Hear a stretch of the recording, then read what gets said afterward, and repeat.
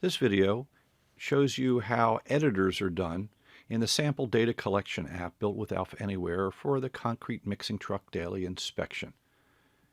Like most of the other videos, this assumes that you've looked at the demonstration video, you're familiar with this application and its general structure and how the JavaScript is done, etc. Those are provided in other videos.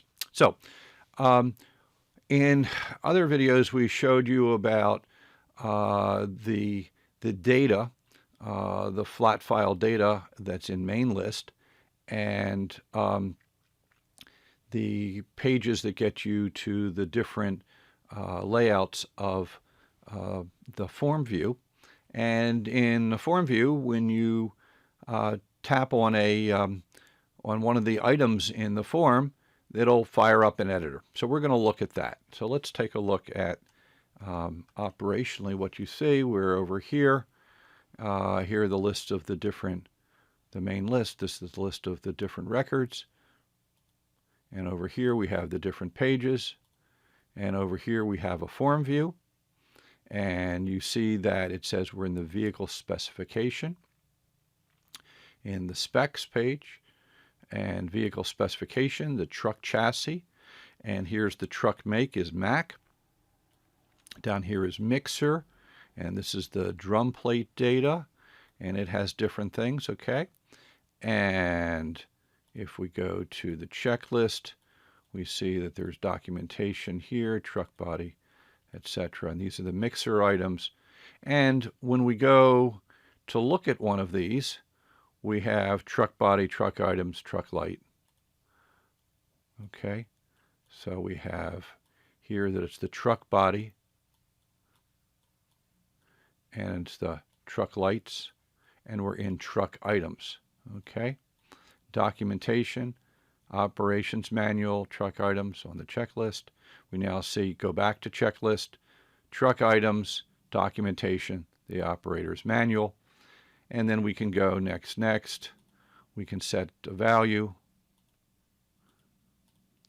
And if we go down here, for example, to the speed test, over here, if you click here, hitting the more, well, actually the whole thing is hot, but if there's a more, then there is more help that shows up right underneath here, and you can get it.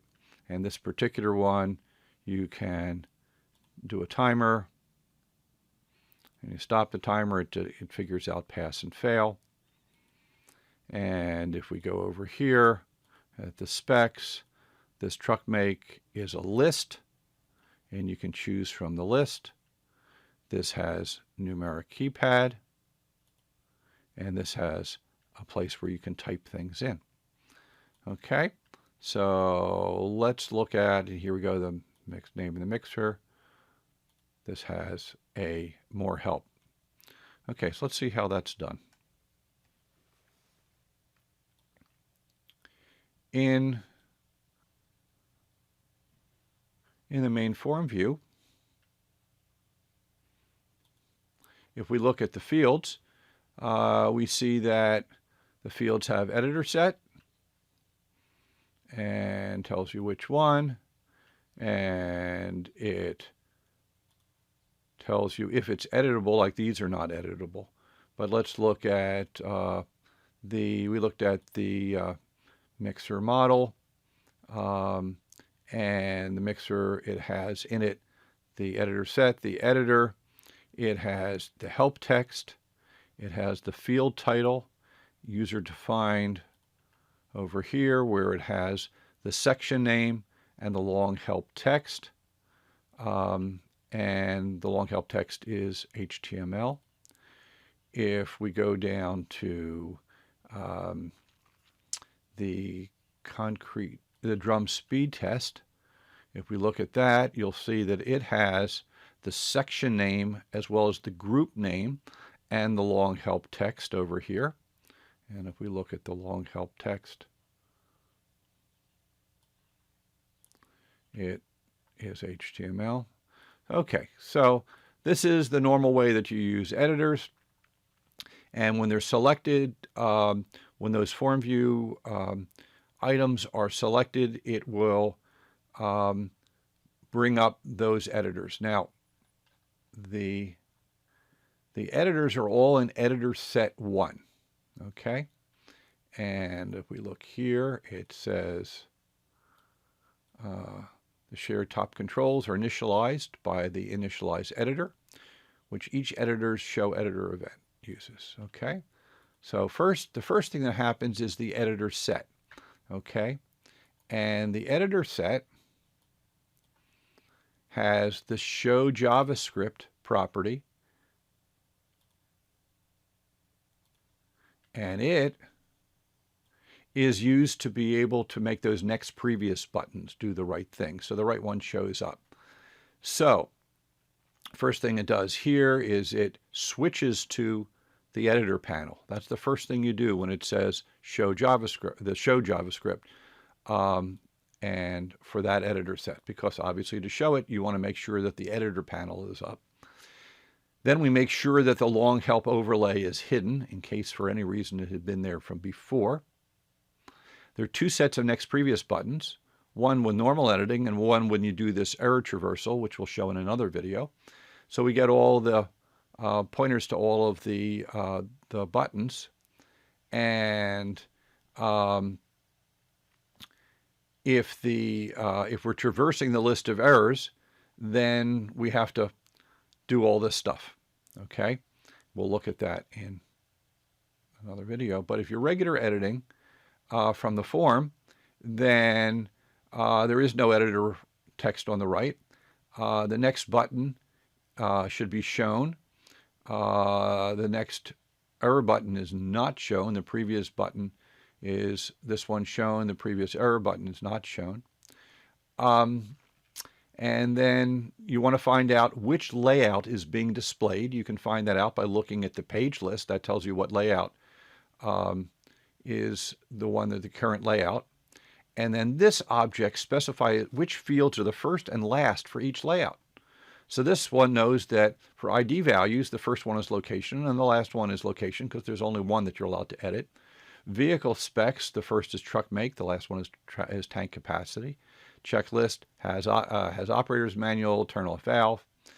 Okay, so then we go look at the current for the current layout, get the current selection to see which one are we looking at. And if the current selection is the first one, then the previous button is disabled so that you can't do a previous because you're on the first one. There is no previous. This doesn't wrap around. And if you're on the last field, then show a done button and hide the next button. Okay, so this basically says get those buttons all set. Okay, that's this. Get these set correctly. Okay, so that if I go back here, let's see, if I'm on truck weight, go to previous, notice this is now disabled. Now it's not disabled. And when I go all the way to the end, done shows up. Okay, so that's what this, make sure the editor panel's up and does that. So that happens for all editors. Okay. So let's look at this basic simple editor. Editor 1 is an editor for text fields. And like all of the editors, the comments tell you what it is, basic editor for text fields. And then it says set value, show editor, and get value. In other words, wherever there are handlers for these events, it tells you what they do. So the comments are there for it, but you can also look at it to see. So it sets the editor top input line control with the current value for editing. Okay, and this invokes MyForm's initialize editor of input line, and then returns the value from editor top input line. Now, what is that all about? Well, if we go here and let's look at the truck VIN.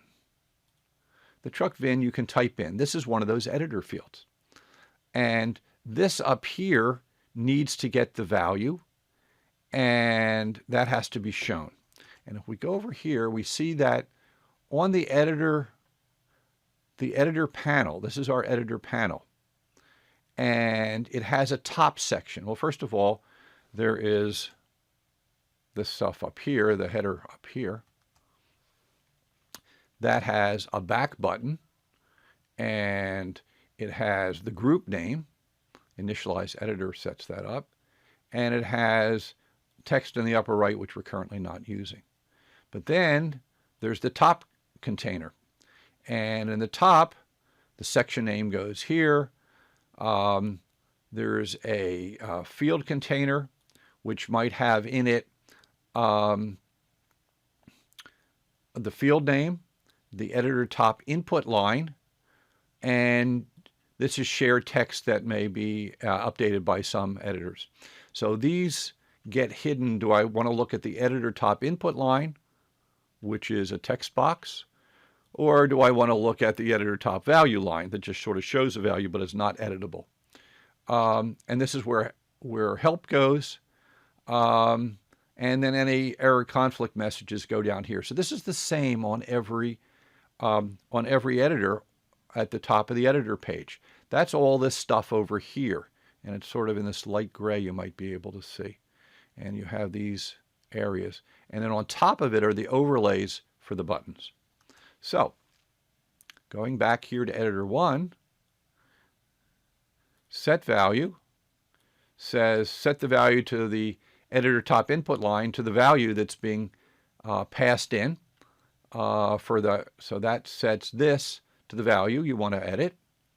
And if we do the show editor, we call a common routine the dialog.object.myforms.initialize editor, and we tell it that input line is what we want to use. We want to use the input line. So let's look at myforms.initialize editor. And this sets all sorts of things: the editor's name, the section name, the page name, the help field. It adds the more if long help is non-null, and it does all sorts of things like that. Which line over here should be either value line or input line to set which display of the value, okay, to use. So this thing goes through and it fills all that stuff in. And it picks up, if there's the page name is the group name. If not, if it doesn't exist, then it uses the page list. If not, it just puts a space in there for the page name, and this does the title. If there's a section title, if there's a title, if there's a settings for section name, it puts that in the right place. Help text, and if there's long help text, then it automatically adds a long help text.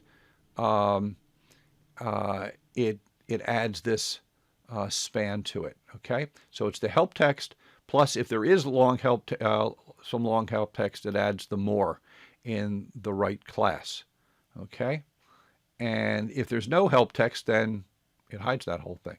Okay, and this has to do for errors. This is where it puts up the message that says that there are errors. And if which line is value line, then show it or not. If it's which line is input line, show that or not. Okay, so this is common stuff that's done for every editor. So that's what show editor has. And get value from editor, in this case, just takes the value off of input line and returns it. Very simple. It's similar to what you get when you will use one of the defined controls for it. The list editor uses the list data settings value set in the form view, in the settings value, to populate the list. And it's a string with a line for each row, and the text, the optional value is separated by vertical, by a vertical bar. And it uses the value line with the current value.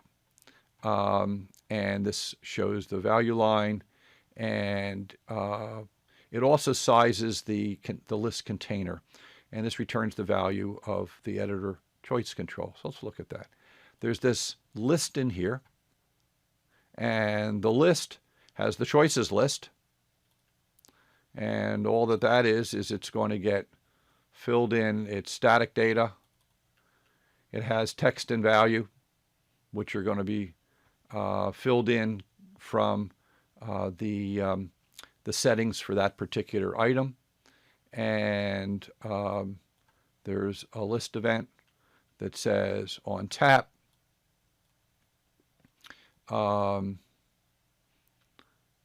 set the value. So it'll show it on editor top value line. It shows that at the top. And it also commits the value right away. So if you happen to tap on it and then a phone call comes in and your phone battery dies, you won't lose it. It's been saved. And if this and the last tap were the same, there's double tap code. And this uses these values here. And you can be used if you have any code that says what happens if I double tap. This says that if I happen to double tap, this will do a form view navigate of next.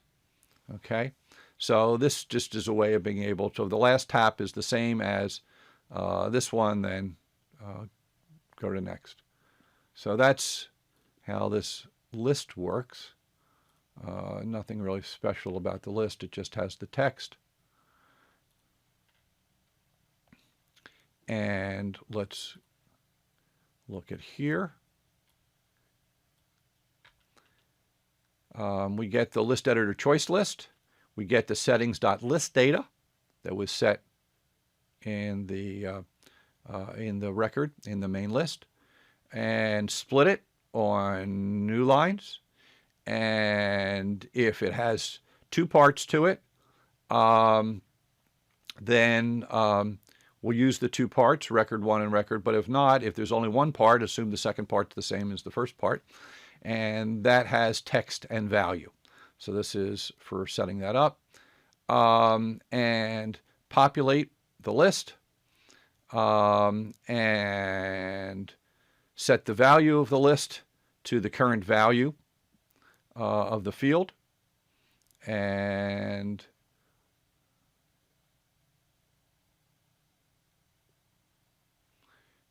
it's if a value is undefined, then it assumes it makes it null, and sets the inner HTML of value line to be the value, so you can see it up there.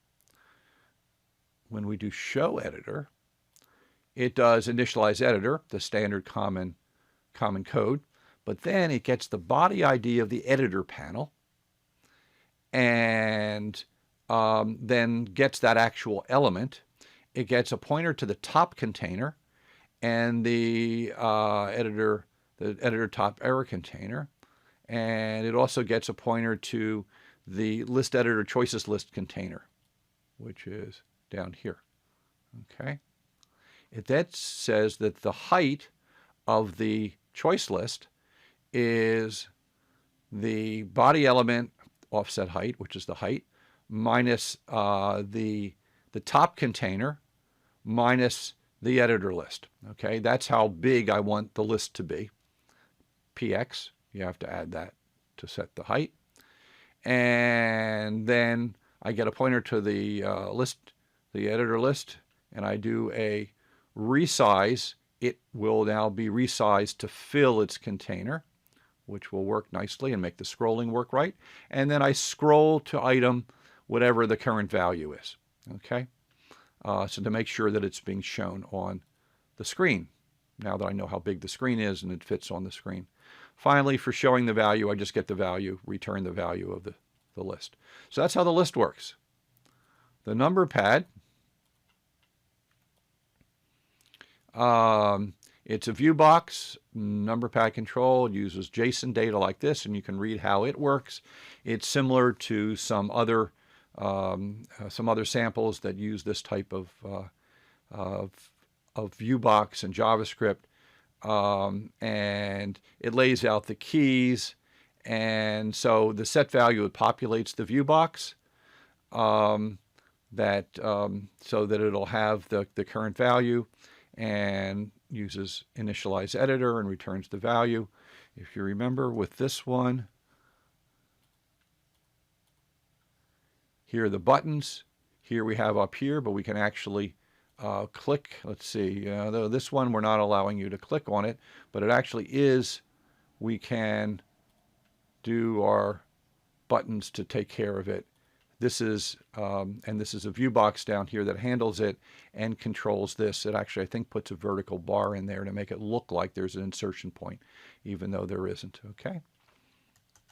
So that's the number pad, and we can set the value in the editor, and it sets the value, it sets what's displayed at the top,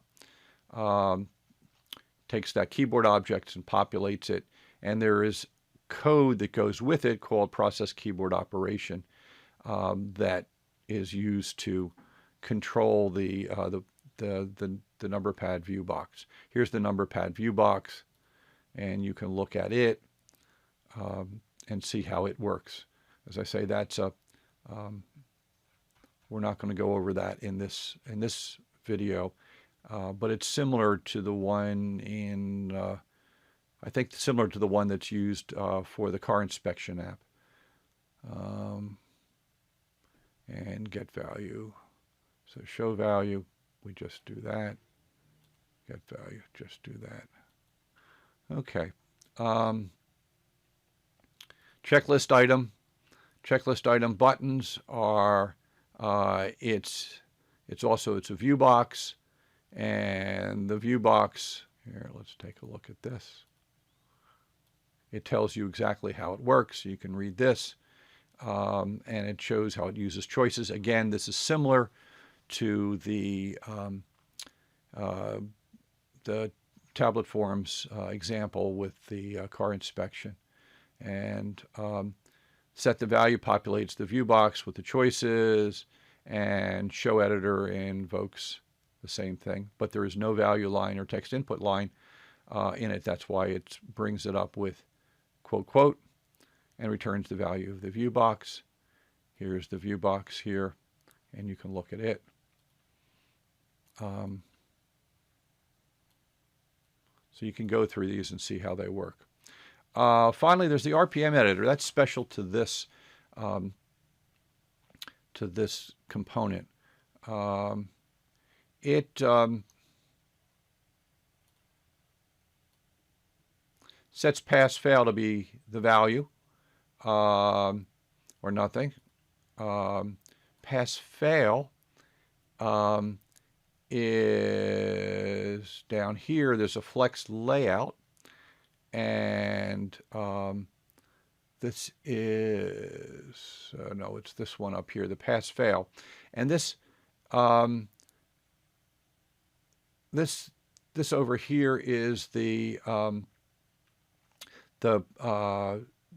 represents the pass-fail that you'll see. If you look at it, it has the HTML that makes the pass and fail to look like the checklist item. And if you go over here, if you look at the value here, it sets that. This one here, showing the editor, has to, depending on the state of the editor, is a state.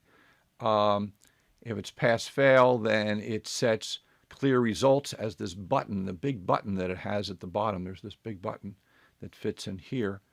And that's the button. Let's go look at it again.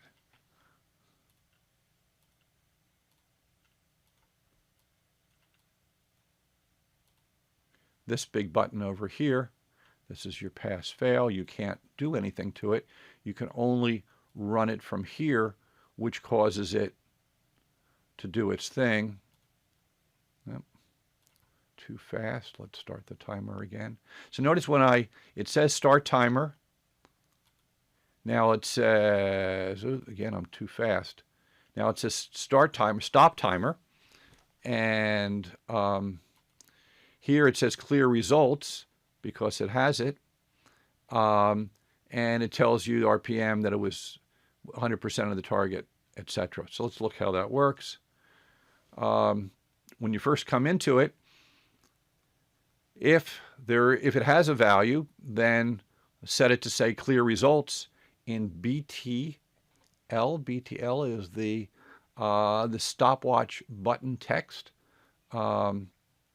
which is in here. And there's the stopwatch editor button is the button, and the message text, that's the part that goes on the top that says 10%, that says 10% or how many, 10 RPM, etc. This is that pass-fail container, and this is the sub part of it that's the editor pass-fail. And this says remove classes that might be on the button. There's a forms button stopwatch clear, storms button stopwatch start, and stopwatch stop. Those, in case you have those classes on it, let's get rid of those, remove those classes. Okay.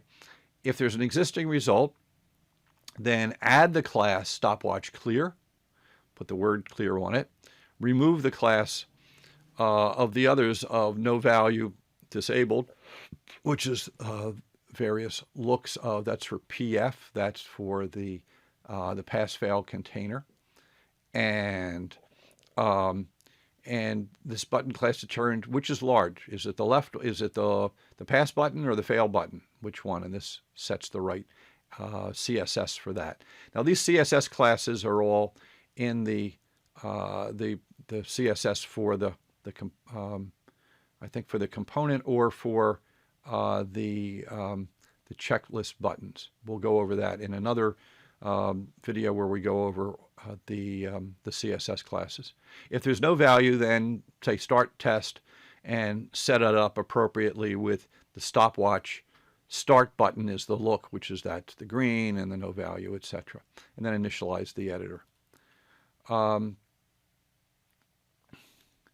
So that's show. Hide just clears the timer if it's going on, and which is unusual to have a hide, but this one needs a hide going away. Most of the others don't have to do anything to stop.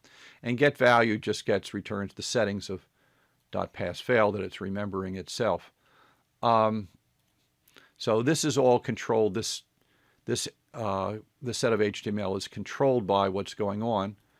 But over here we have the stopwatch button, and it has everything running on the down button. Okay, so when you push down, and this is, it has, if you look at the different parts to it, it has in it a stopwatch message text. There's a, and which is where a message goes, and this is where the button text that's in the middle. So this has the different parts to it that make up this, and this. So that's one part and the other part within this button. And if I look at the down, we see that when you come down, first thing you do is make sure that you're not doing the timer is cleared. There's no timer going off. And there's no timer object, so you'll know not to do anything with it.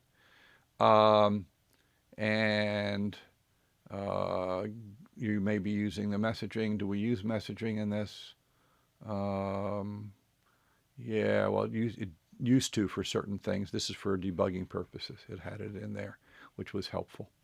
And we decided to make it much easier to put all the messages right on the button itself. So there's a stopwatch state, and if the stopwatch state is clear, then we know that when you push the button, you're supposed to clear it. So the first thing to do is remove the clear class that's on it, and switch to start. Add the class name of stopwatch start.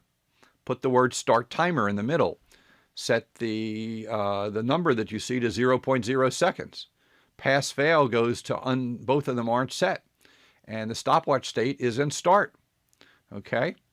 And put the right classes on the pass-fail, okay? Now, it turns out that when you change classes on pass-fail, some of these classes have animation associated with them, which is why you see the pass and fail sort of growing and shrinking, and this takes care of that through the CSS that's there. If it's start, then when you're pushing it down, well, I'm going to go remove start, add stop, because the next thing I want to do, it'll now say stop. So now it's going to turn red. Start it from 0 seconds. The stopwatch state is in start, is in stop, is what I want to do next.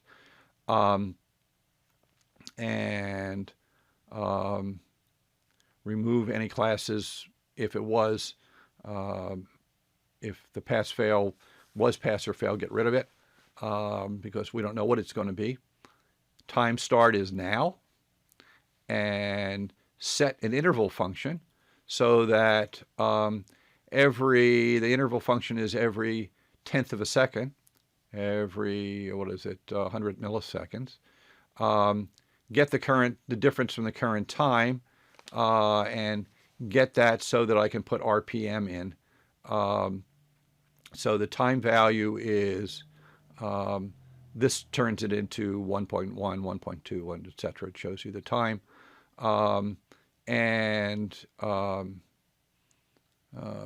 This turns it into what the RPM is. So this is how much time has elapsed, and this is calculating the revolutions per minute, being careful not to divide by 0, and it starts out as, like 300 is if it's less than 0.2 seconds, but then it goes, and that tells you what the RPM is. When you push stop, remember, now this thing is going over and over again and updating what's on the screen. When you push stop, remember it's going to stop the timer, and it leaves you now in a clear. So it'll say clear results. It calculates the current time and whatever, puts that up. Decides did it pass? Well, if the time value is greater than 5 and less than 7, then it's considered to have passed in this case, in terms of seconds. And it tells you what the percentage of the target is. So this is where it's actually calculating something. Depending on whether or not it's passed, it sets the value of pass-fail, and then makes one of the buttons large or not. So that's the complicated stuff in terms of actually calculating things on a timer. And if you go through it carefully, you can figure it out. But just understand that this is add class name and remove class name, and the class names are all what takes care of. Now let's look at the actual CSS. If we go here and go to the local subtheme CSS, and down here we'll find forms, let's see, forms list,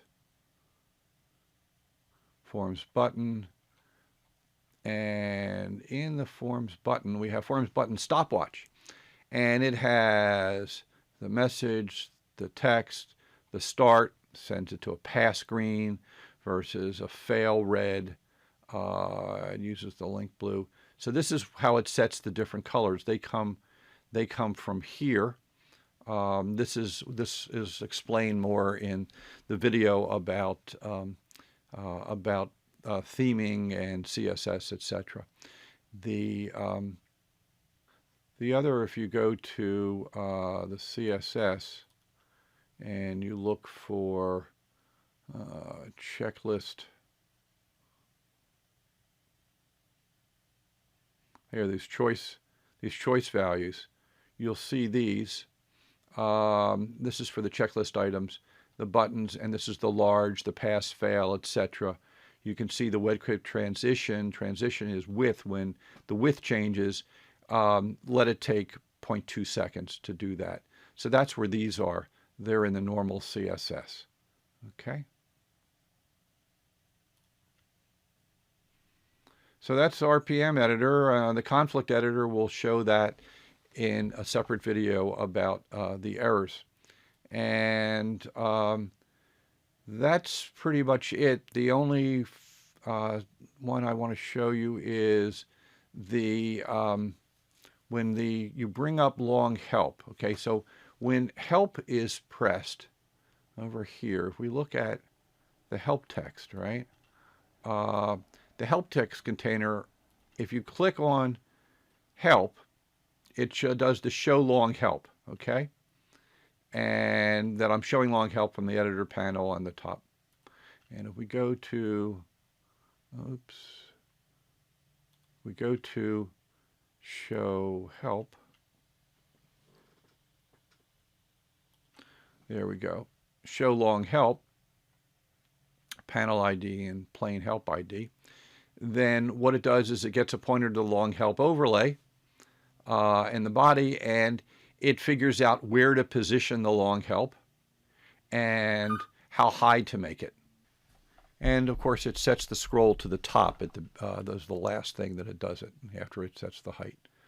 So and if we go over here, and you can see the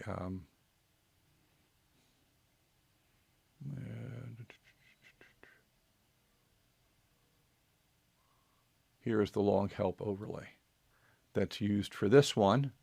That it's over here down with the other editor overlays that goes on top of. So basically, this is just covering everything underneath it and putting the help there. This has a button, of course, to close it, which just gets rid of it. There's a similar long help for the new record to make it work the same, and it has its own. So that help button brings up its own help overlay, which is why there's arguments to that function. So that's pretty much it, showing you how the editors work, and I hope you find it helpful. Thank you.